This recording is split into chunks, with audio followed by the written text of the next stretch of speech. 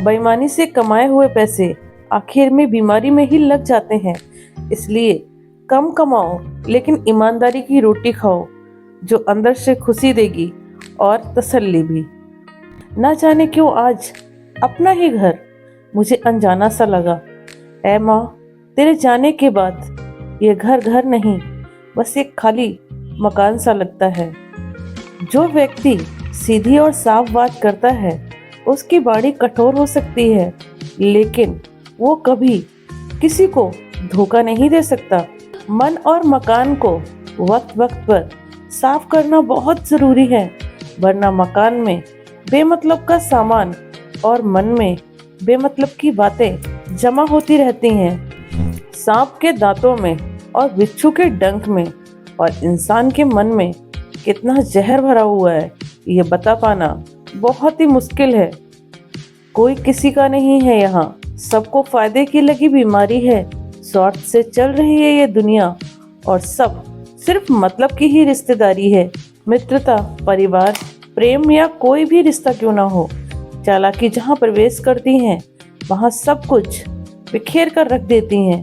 कृपया रिश्तों में चालाकी ना करिए और रिश्तों को जोड़े रखिए। जिंदगी में कुछ सीखो या ना सीखो, मगर लोगों को पहचानना जरूर सीखो, क्योंकि लोग जैसे दिखते हैं वो वैसे होते नहीं हैं। आजकल सब दिखावा करते हैं और लोग रंग तो गिरगिट से भी जल्दी बदलते हैं। संसार में सबसे गहरा जख्म अपने ही देते हैं, जो सहे भी नहीं जाते और किसी से कहे भी नहीं जाते, क्योंकि अपनों का दर्द ना हम किसी को दिखा सकते हैं और ना ही किसी को बता सकते हैं।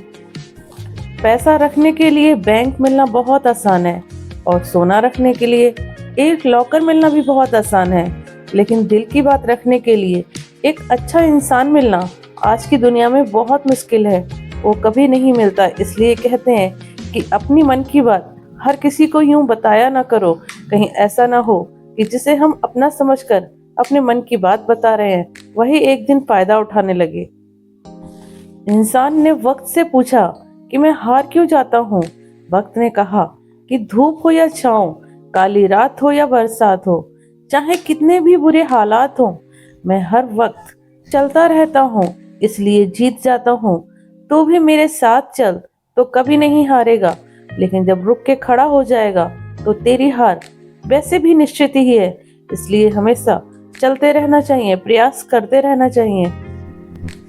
दुश्मन से भी कहीं ज्यादा खतरनाक होते हैं वो आपका अपना, जो करीब आकर आपके दिल का भेद जान ले और फिर हंसकर पूरी दुनिया के सामने उसे परोस दे, अपने एक अंदाज में, अपने ही ढंग में।